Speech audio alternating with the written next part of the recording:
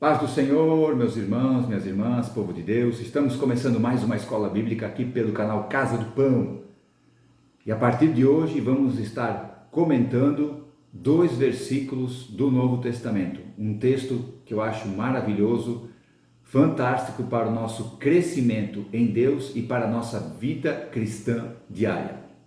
O texto que nós vamos comentar se encontra na carta de Paulo aos Filipenses, no capítulo 4, versículos 8 e 9, que diz assim: quanto ao mais, irmãos, tudo que é verdadeiro, tudo que é honesto, tudo que é justo, tudo que é puro, tudo o que é amável, tudo o que é de boa fama, se há alguma virtude nisso, se há algum louvor, nisso pensai. Versículo 9: o que também aprendestes e recebestes e ouvistes e vistes em mim, isso fazei, e o Deus de paz será convosco. Tá, esses 2 versículos que eu acho tremendos para a nossa vida cristã diária. O crescimento, toda a palavra de Deus, mas esses versículos aqui em particular que vamos comentar, trazem um grande crescimento para a nossa vida com Deus. Então hoje vamos estar fazendo aqui uma introdução desses 2 versículos. A carta de Paulo aos Filipenses foi escrita no ano 61 depois de Cristo, mais ou menos 30, 35 anos depois que Jesus subiu aos céus, ok? Paulo estava na prisão em Roma, na sua primeira prisão em Roma, Está ali relatado no livro de Atos, né? O último capítulo de Atos relata ali quando Paulo chegou em Roma e ali permaneceu preso. É a sua primeira prisão. A segunda prisão foi a mando de Nero, onde ele saiu dali morto. Ele foi decapitado nessa segunda prisão. Mas Paulo está preso em Roma e ali, mais ou menos no ano 61 depois de Cristo, ele escreve aos crentes de Filipos, os filipenses. Paulo, juntamente com seus companheiros, fundou esta igreja mais ou menos no ano 51 depois de Cristo, na sua segunda viagem missionária. Foi a primeira igreja fundada no continente europeu.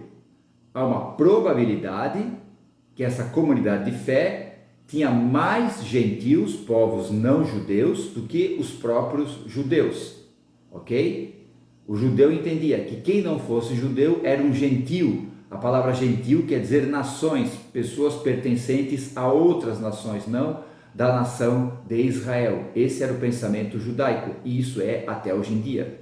Nessa carta, Paulo não trata de grandes controvérsias, questões a respeito da lei e da graça que envolviam outras cartas, como aos crentes lá de Gálatas, nessas situações. Nesse caso não.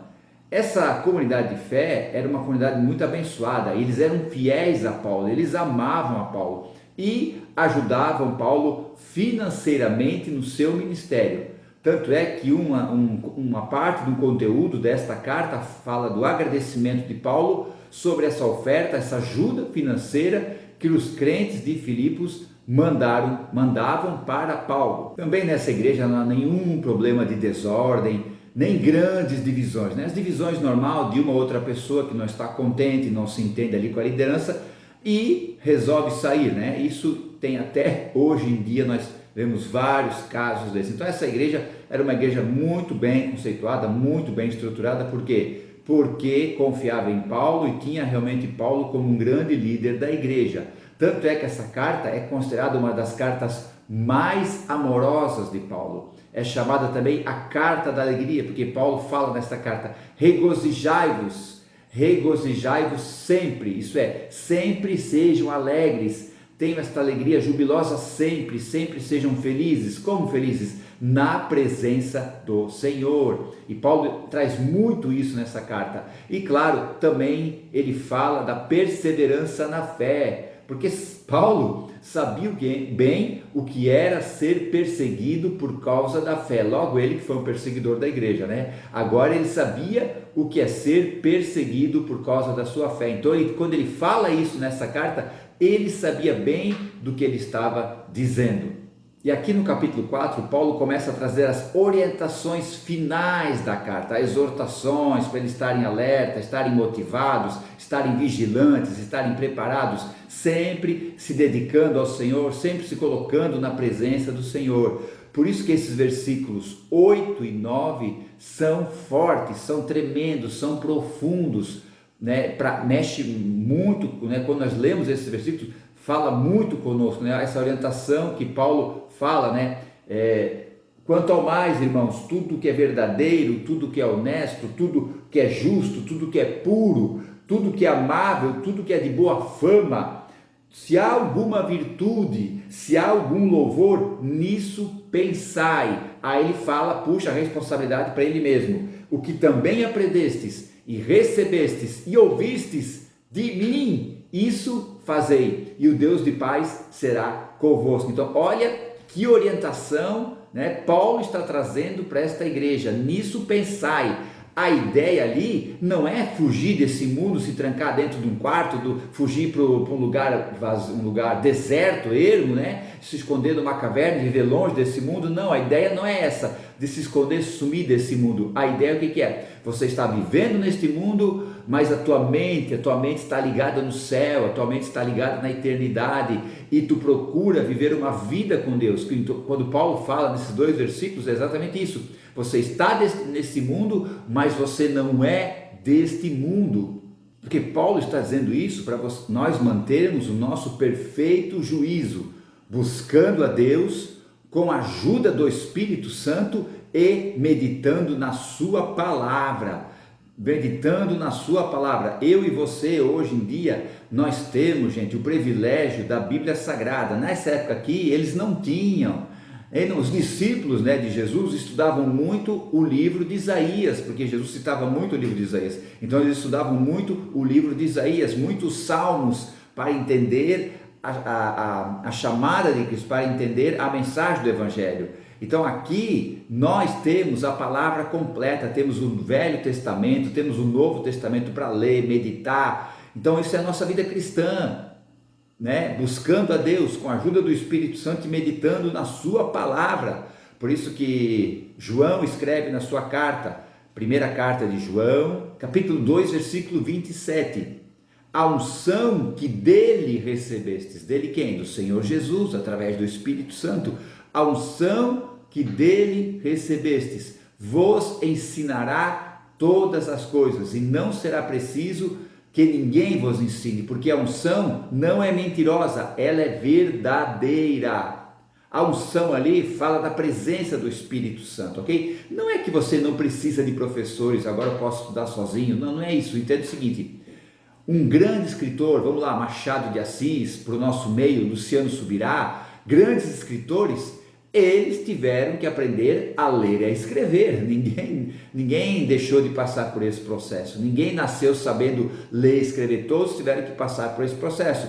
Então eu e você, no começo da nossa caminhada, vamos precisar de mestres, de professores, de pessoas que nos ensinem os primórdios da palavra, nos ensinem como chegar na profundidade da palavra. Aí sim, a tua comunhão, a tua intimidade com o Espírito Santo vai te abrir a mente do poder e da profundidade da palavra de Deus. Por isso que Jesus lá, está escrito no Evangelho de João, capítulo 14, versículo 26, mas aquele Consolador, o Espírito Santo, que o Pai enviará em meu nome, vos ensinará todas as coisas e vos fará lembrar das minhas palavras. Aleluia, aleluia. É o Espírito Santo de Deus, gente. Então você está vendo os vídeos aqui, está me acompanhando? Isso é os primórdios. É os primórdios da palavra. Daqui a pouco você vai começar a estudar mais, vai começar a estudar sozinho e você vai se aprofundar na palavra. Entenda o seguinte, eu entendo que são 4 níveis de aprendizado, 4 níveis de aprendizado bíblico. Tem o primeiro nível, você conhecer o plano de salvação,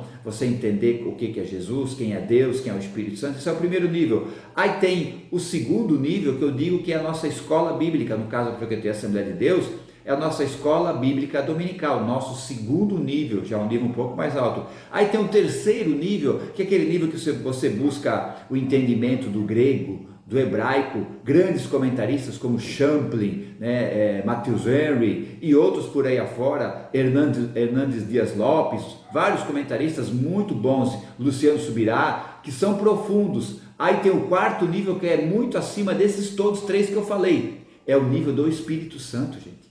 Esse nível, nenhuma escola de teologia, nenhum comentarista, nenhum livro de grego e hebraico pode dar para você. Esse é o nível que o Espírito Santo quer que você tenha com ele. Mas você precisa passar por esses três níveis aqui, tá entendendo? Você vai viver nesses três níveis, sim, vai continuar, não vai passar e largar. Vai viver nesses três níveis, mas vai chegar lá e vai ter o nível do Espírito Santo. Aleluia, glória a Deus, glória a Deus. Amém, povo de Deus? Então nós vamos estar aqui todo final de semana comentando cada palavra desses 2 versículos tremendos. Vamos comentar, como diz ali, quanto mais, irmãos, tudo que é verdadeiro, vamos comentar tudo que é verdadeiro, vamos comentar tudo que é honesto, depois no outro vídeo, tudo que é justo, vamos comentar no outro vídeo, tudo que é puro, tudo que é amável, aí vamos comentar se há boa fama nisso. Vamos comentar, se há algum louvor nisso, vamos comentar esta palavra, nisso pensai. Aí vamos terminar com os três tópicos desse versículo 9, quando Paulo fala, o que também aprendestes, um comentário, o que também recebestes, outro comentário, e que também ouvistes, outro comentário, de mim isso fazei, e o Deus de paz será convosco. A minha grande intenção é que tu cresça em Deus, que tu cresça muito em Deus, estudando a palavra, olhando, vendo esses vídeos que eu estou postando aqui, mas chegando num nível que você vai estar muito além de mim. O meu desejo é que tu saiba o dobro e ensina. Vamos melhorar isso aqui. O meu desejo é que tu aprenda e ensina de uma maneira muito mais poderosa que eu, o dobro do que eu sou usado. Esta tem que ser a nossa intenção. A minha intenção é que você que está vendo esses vídeos ensine o dobro do que eu ensino. Amém? Muito obrigado. Então, até o próximo vídeo no final de semana, nós vamos comentar tudo que é verdadeiro. Amém? Fiquem todos na paz. Tchau.